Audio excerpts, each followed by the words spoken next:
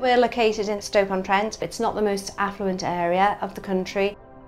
Traditionally, the dental hygiene appointment is the most cancelled appointment in dentistry. People just don't value what a hygienist does.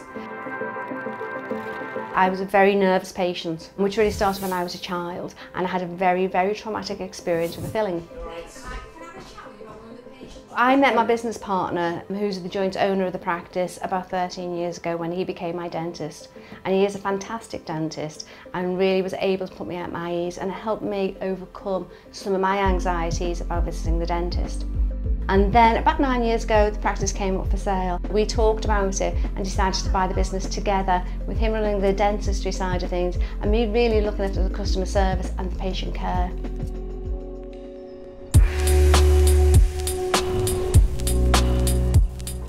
I could make people like myself feel a lot more comfortable and happy about coming to the dental practice because I really understood their fears. We actually started working with Guided Biofilm Therapy just 6 months ago because we believed it was a very important part of the puzzle for us in offering our patients a truly preventative approach to their dental care. Most patients find it a lot more comfortable than conventional hygiene appointments.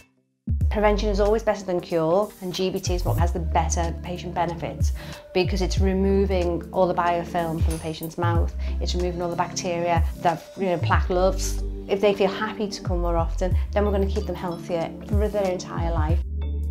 For me, GBT is the best thing for the patient in the long term. It gives them good prevention, it gives them good health, but for the business it gives them long-term and sustained profits.